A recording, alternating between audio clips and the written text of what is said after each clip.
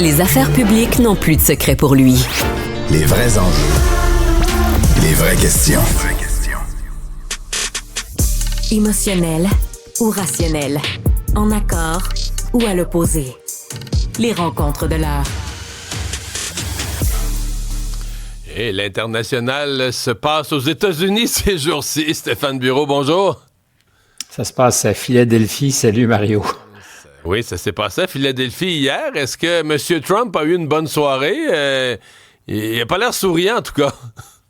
Il n'était pas beaucoup. Et quand on comparait les images avec une télévision silencieuse, on avait effectivement l'impression d'un gars qui était en pistolet et d'une adversaire, d'une Kamala Harris, qui, elle, était plus souriante et qui avait absolument fait attention à l'image qu'elle renverrait auprès des spectateurs, parce que c'était la même formule que celle qu'on avait vécue le 27 juin dernier, où les plans de coupe où on voyait Joe Biden avec la gueule décrochée étaient absolument assassins. Elle avait été prévenue, puis je pense que ça a fonctionné. Est-ce que ça a été la soirée de Donald Trump? Je ne te demanderai pas ton avis parce que l'évidence, c'est que ça n'a pas été une soirée favorable à M. Trump. En fait, on me demandait hier, est-ce que Kamala Harris a gagné? Elle a certainement gagné, mais je pense que Trump a davantage perdu. C'est pas la première fois d'ailleurs que dans un débat, il s'illustre pour les mauvaises raisons. Je pense qu'on a eu cette conversation il y a une dizaine de jours, toi et moi, quand on parlait des débats en 2020, où on disait que Joe Biden, même déjà un peu fragilisé, l'avait emporté parce que les excès de M. Trump, par moment, le desservent. Et là, c'est clair que Mme Harris a eu un plan de match implacable, c'est-à-dire qu'elle lui a tendu des hameçons auquel il a mordu systématiquement. Moi, le plus gros, Stéphane, c'est, il n'y a pas de monde dans tes rassemblements. Mettons, moi, j'analyse ça froidement. Dans ma tête, tu réponds pas à ça, dans le sens que on parle de l'avenir du pays. Tu ne dis pas un mot. Tu fais un petit sourire, clin d'œil. Ben oui, parce qu'on le sait, il y a plein de monde. Depuis 10 ans, il y a plein de monde dans les rassemblements de Trump. Tout le monde sait ça. Mais c'est comme si lui, ça le pique de se faire dire que le monde trouve ça plate, ces rassemblements. Il n'a pas pu pas répondre. Il a pris plusieurs secondes pour répondre à ça, alors qu'à mon avis, là, il était complètement accroché sur un hameçon de Kamala Harris, là, quelque chose d'improductif, d'inutile, et où il finit par être sur la défensive pour rien, là. Il s'est auto-mis sur la défensive plus d'une fois. Quand elle dit, rappelez-vous qu'il avait acheté une pleine page dans le New York Times pour demander l'exécution des Central Park Five, 5 jeunes Afro-Américains qui avaient été accusés d'agression dans le parc. Plutôt que de faire en sorte qu'on passe à autre chose rapidement, il est revenu pour donner le détail du contexte et il a fait ça à répétition. Et la clé, c'est la vanité. Je pense que Mme Harris a décidé, et son équipe, de jouer sur la vanité du candidat Trump et d'aller sous sa peau, de le gosser, de le piquer. Et ça a fait qu'il a passé une bonne partie. Il a occupé beaucoup plus de surface de glace que Mme Harris, mais à ses dépens. Parce que dans un contexte comme celui-là, c'est du temps précieux, c'est du temps d'antenne pour faire valoir ses idées, ses propositions, ou pour mettre son adversaire sur la défensive. Et à répétition, Mme Harris, donc, elle trôlait, elle laissait l'hameçon pendre et lui revenait et passait un temps considérable à se justifier, à s'expliquer, alors qu'il y avait un plan de match désigné devant lui pour revenir sur les thèmes où Mme Harris aurait pu être mise sur la défensive. Et de fait, il y a plein de questions auxquelles elle n'a pas répondu. Elle n'a pas bien expliqué dès le départ, d'ailleurs, dans les 10, 12, 15 premières minutes. Je sais pas si tu les as vues. Elle était nerveuse. Et c'est les trois premières. Mais la première réponse, là, était en mode survie. Là. C'est comme, faut que j'aille juste assez de souffle dans ma colonne respiratoire pour pas m'étouffer. Je me réfère à mes petites lignes apprises par cœur. Ça répond pas en tout à la question qui m'a été posée. Moi, j'appelle ça le mode survie. Là. En début de débat, tu dis, faut que je parle, je m'évanouis pas, je m'effondre pas, je me mets pas à tousser ou à m'étouffer. Je parle, puis je fais mon petit bloc avec ce que j'ai appris par cœur. Moi, je l'ai senti comme ça au départ, là. D'abord, tu l'as parfaitement senti, c'est exactement ce qui s'est passé. Quand elle revient systématiquement à ses origines de classe moyenne, c'est parce qu'il y a quelque chose qui marche pas et qu'elle sait qu'elle n'a pas de réponse à offrir. Et c'est un plan de match qui a fonctionné, elle a gagné 10 minutes. Et à partir du moment où on est passé sur la question de l'avortement, là où M. Trump n'était pas nécessairement favorisé, les choses se sont mises à se dégénérer. Et il s'est, à répétition, après ça, sur l'immigration, là où il aurait dû marquer des points, il s'est encore une fois mis dans une position défensive. Mais sur la question de l'avortement, il y avait une ligne formidable qu'il avait sans doute répétée, qui était de dire, moi, je me suis battu pour que les États décident. Quand on a fait en sorte que ça soit défait, Roe v. Wade, j'ai dit, on retourne, c'est la ligne du président, on retourne aux États, la souveraineté doit dépendre des États. Puis il dit, d'ailleurs, dans certains États, comme en Ohio, il y a eu des référendums, et la loi, ce qui a été décidé, est plutôt favorable aux femmes qui veulent avoir accès à l'avortement. Donc, j'ai démocratiquement décentralisé. Ça aurait dû être mais ça, son message. Mais ça, il l'a tout dit, là. Il l'a tout dit, ça. C'est juste que oui, comme quelqu'un, il y a comme quelqu'un qui fait une recette puis qui ajoute une épice de trop. À toute fin, il rajoute une épice de trop. Quand il était là, tu veux, je te sors venir, c'est ça. Là, tu me dis, il s'est mis à parler que dans des États, on tuait des bébés déjeunés, alors que ça semble complètement faux.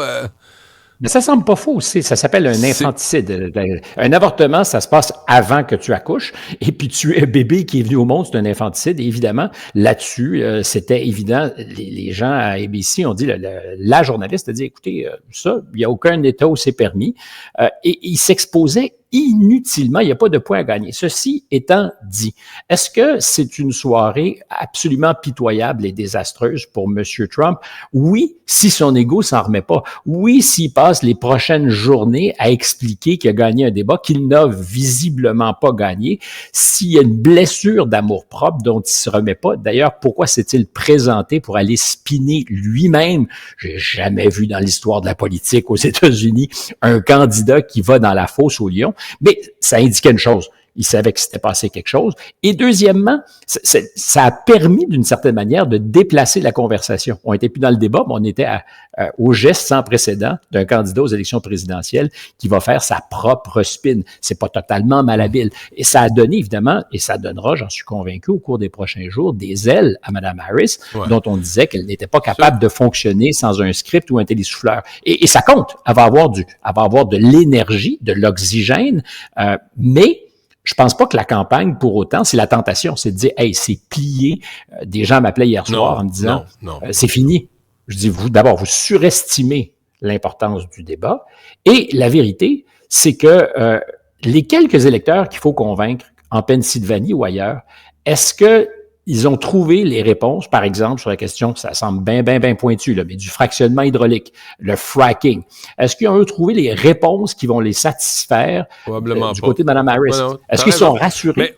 Mais Stéphane, une des questions que parce que moi, je suis de ceux qui pensent que le gros argument de Trump, je veux dire, les élections sur la planète Terre, là, dans les grandes démocraties se sont jouées là-dessus, c'est l'immigration.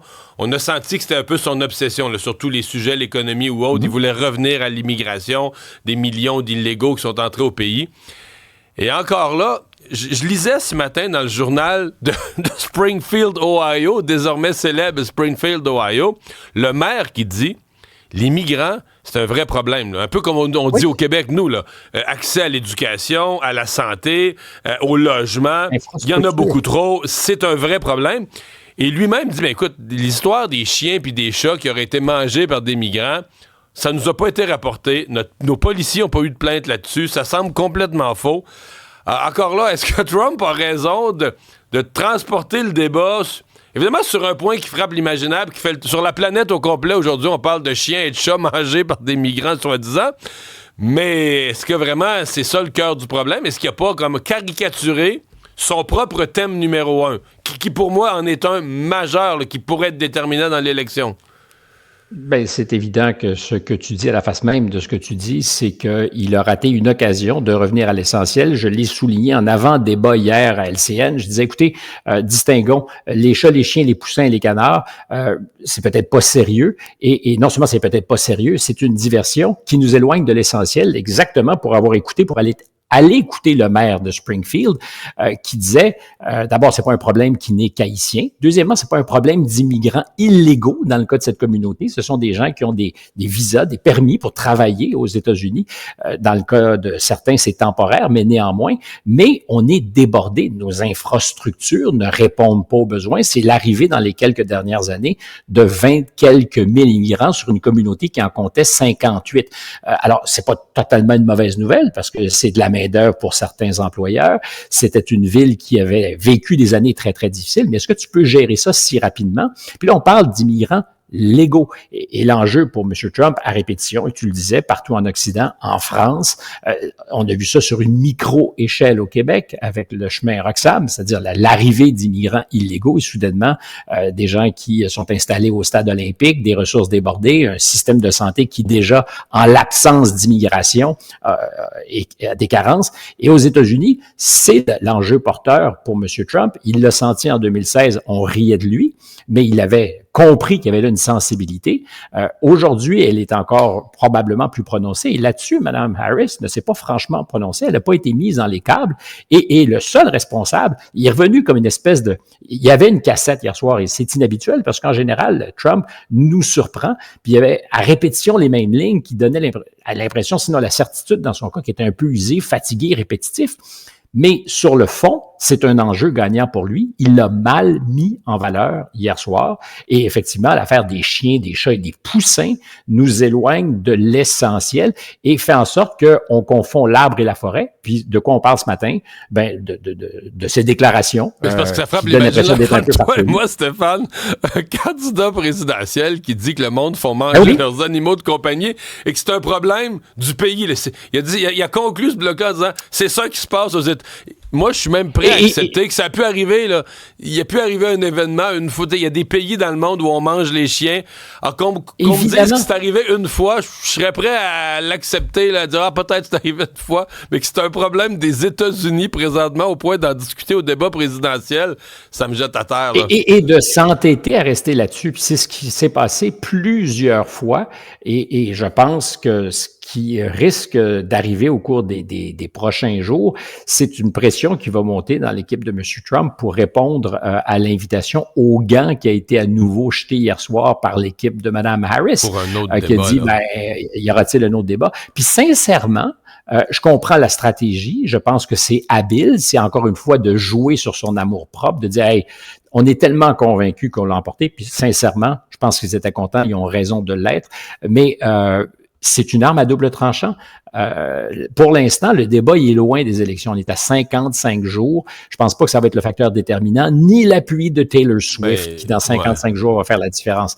Mais là, s'il décide de revenir, puis il est plus discipliné, c'est possible que ça change la donne. Je n'annonce rien d'autre c'est une arme à double tranchant. Mais à mon avis, ma lecture, moi, c'est que c'est impossible pour Kamala Harris de faire mieux. C'est-à-dire que de demander un autre débat pour Kamala Harris, c'était un bon effet de toge hier soir pour montrer que tu es confiant, que tu as gagné, pour prendre les devants. Mais à mon avis, c'est impossible de faire mieux, là. Je dirais, hier, elle a tout aligné les astres en sa faveur. Et dans un cas comme celui-là, tu dis, parfait, on a remporté notre match, on ne va pas plus loin. Tu parlais d'effet de toge. Quelqu'un me faisait remarquer, j'étais assez d'accord, que la manière dont elle était habillée, le tailleur qu'elle portait donnait l'impression qu'elle était en toge et qu'elle plaidait. Vrai, hein? Et ça a fonctionné. Et c'est la combinaison de deux choses. On a vu la plaideuse, évidemment, et la toréador, c'est-à-dire que systématiquement, quand elle a agité la cape ou le chiffon rouge, aurait dit Bernard Landry en d'autres temps, le taureau est rentré fumant à 250 à l'heure. Je pense pas que ça va changer grand-chose auprès de ses électeurs. Et je pense pas non plus que ça fait en sorte que les indécis dont a besoin M. Trump vont nécessairement dire mauvaise performance, mais c'est une soirée, du point de vue de l'équipe républicaine, à oublier, quoi qu'il en dise. Stéphane, merci. À demain. Ciao.